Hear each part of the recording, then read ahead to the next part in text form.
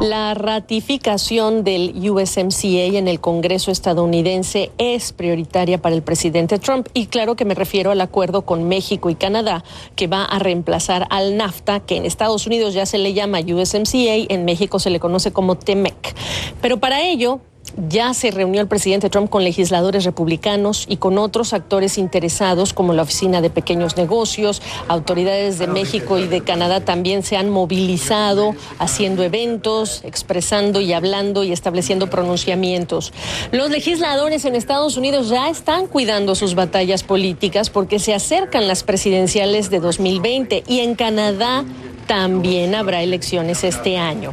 Está en Washington por estos días Kenneth Smith Ramos, ex jefe negociador para México en la Secretaría de Economía, hoy socio del despacho Agón de Consultoría Internacional. Gracias por acompañarme, Kenneth. Gusto saludarte, preguntarte si republicanos y demócratas ya están cuidando sus batallas políticas mirando a 2020. ¿En dónde, en qué temas o incluso estados ves los principales desafíos para que se sumen los votos necesarios acá? Muchísimas gracias, Gabriel. Es un placer estar contigo el día de hoy. Sin lugar a dudas, en México estamos siguiendo muy de cerca el proceso de ratificación del USMCA en Estados Unidos. Queda claro que vamos a enfrentar una negociación difícil entre principalmente demócratas y la Casa Blanca en el Congreso.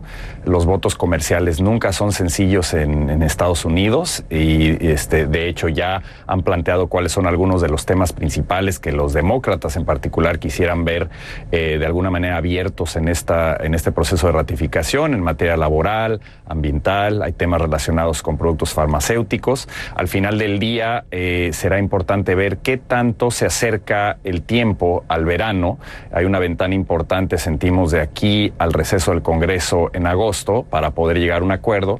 De lo contrario, una vez que entremos en el otoño, ya se acerca el periodo electoral y va a ser complicado avanzar en la ratificación en ese sentido, pero sentimos que hay elementos para avanzar de una manera positiva, aunque sí va a ser una negociación difícil entre la Casa Blanca y el Congreso. Oye, Kenneth, si tanto quiere el acuerdo Donald Trump, como lo ha dicho, ¿esperarías a que él mismo acceda a retirar los aranceles al acero y aluminio a México y a Canadá? Hasta ahora no ha dado muestras de que así lo va a querer, ¿eh? Mira, eso es algo muy importante. Desde la administración pasada en México, cuando me encontraba yo en el puesto de jefe negociador técnico del Telecan, trabajamos muy de cerca en el tema de acero y aluminio. Lo separamos de la negociación del USMCA porque no sentíamos que debíamos dar concesiones en esa negociación respecto a un tema que es completamente injustificado. Es decir, México no es una amenaza a la seguridad nacional de Estados Unidos en materia de acero y aluminio, y se mantuvieron carriles separados.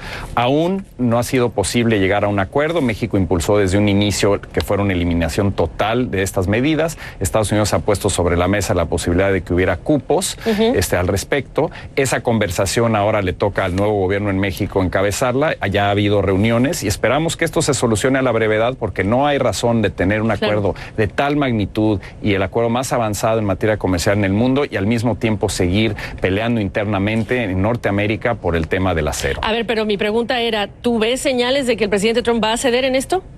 Hay señales de que quieren negociar, de que quieren llegar a un acuerdo. Por supuesto, el diablo está en los detalles y la clave va a ser si podemos llegar a un punto intermedio donde se logre ya sea eliminar por completo las medidas y, de no ser posible, identificar claramente qué categorías de productos definitivamente deben quedar excluidos y en cuáles en México podría haber una aceptación por parte del sector siderúrgico de posibles cupos, pero que den la posibilidad de que el sector siga creciendo al ritmo que ha estado creciendo en los últimos años. Bueno, esa sigue siendo una gran interrogante para hablar después de lo que tienen que tratar los congresistas. Ahora, para presionar a los demócratas, ¿tú también estás anticipando que va a revivir Donald Trump la amenaza de cancelar el NAFTA si no le ratifican este USMCA? ¿Lo veremos, lo escucharemos, como lo dijo en diciembre? Mira, eso es algo que hemos escuchado de manera recurrente en las pláticas que he tenido con el sector privado en Estados Unidos o con staffers del Congreso en los comités relevantes. Opinan que esta estrategia de amenazar con retirarse del Telecan original si no se aprueba el USMCA podría resultar contraproducente en el Congreso estadounidense. Es decir, podría generar demasiada animadversión en el proceso y en ese sentido no avanzar el tema. Yo creo que es muy aventurado pensar que el presidente Trump podría decidir salirse unilateralmente del Telecan durante la negociación. Tú sabes que así empezó la discusión, con amenazas de salirse, y poco a poco el propio sector privado estadounidense, el American Farm Bureau, el US Chamber, le dieron a entender la calamidad económica que causaría en Estados Unidos un retiro unilateral. Entonces yo creo que ese debate se reviviría y ciertamente yo creo que no ayudaría al espíritu de cooperación en el Congreso si se pusiera eso sobre la mesa. Claro, pero si lo escuchamos al pasado, la pregunta era si anticipas que lo volveremos a escuchar, ¿no? No podemos descartarlo, exacto, puede ser parte del debate y como un elemento de presión que la Casa Blanca utiliza. Que ahí estará como herramienta, digamos, de presión. Oye, el tema de solución de controversias, el riesgo de que se impongan medidas unilaterales en el caso estadounidense bajo la sección 301, como ha ocurrido en el pasado. Ya Robert Lighthizer le ha dicho a los legisladores que incluso se impongan aranceles si hay violaciones en temas laborales a este USMCA. ¿Por qué no se corrigió o se hizo algo para evitar o blindar de este riesgo la relación?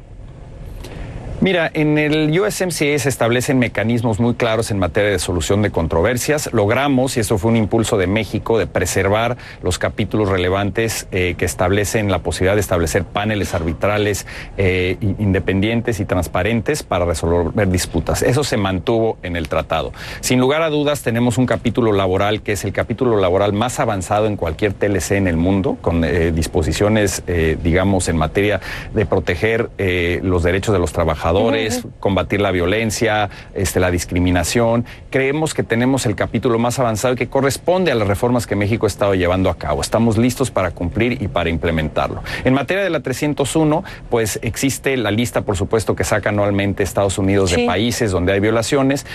México está en un nivel intermedio. Hemos estado siempre en la mejor disposición de seguir trabajando junto con Estados Unidos, junto con Canadá, en el régimen norteamericano de propiedad intelectual. De hecho, el USMCA da grandes avances, inclusive respecto al TPP en materia de respeto a los derechos de propiedad intelectual. Entonces sentimos que estamos en una posición sólida para no ser sujeto a este tipo de medidas. Y si las hubiera y fueran injustificadas, tenemos derecho a acceder a los mecanismos de solución de disputas del propio USMCA y, por supuesto, de la Organización Mundial de Comercio. Lo más breve que puedas. Está el factor Marco Rubio, la Florida, está el tema del tomate y este acuerdo en el que se establecieron precios de referencia que va a vencer en mayo.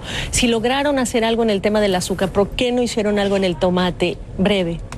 Mira, tenemos los dos acuerdos de suspensión en materia de tomate y azúcar, han venido funcionando muy bien. Las exportaciones de tomate a Estados Unidos representan más de 2,000 millones de dólares y creemos que no existe una justificación para eliminar este acuerdo que permite las exportaciones de México a Estados Unidos. Sería muy desafortunado que el Departamento de Comercio tomara la decisión de cancelar este acuerdo por simples presiones políticas. En el USMCA logramos evitar la imposición de medidas de esa naturaleza en contra del tomate o demás productos frescos de México. Entonces sentimos que este irritante es algo importante que se debe resolver y que no debería generar mayores obstáculos, a menos de que se tomen decisiones políticas en Estados Unidos que pudieran en ese sentido dañar sus intereses, porque si afectan a las exportaciones mexicanas de agro a Estados Unidos, seguramente habría represalias en contra de productos agro claves para Estados Unidos. Bueno, pues en lo que toca el trabajo de ustedes era esta conversación. Yo te agradezco tu visita a nuestros estudios en Washington. Muchísimas gracias, Gabriel, es un placer.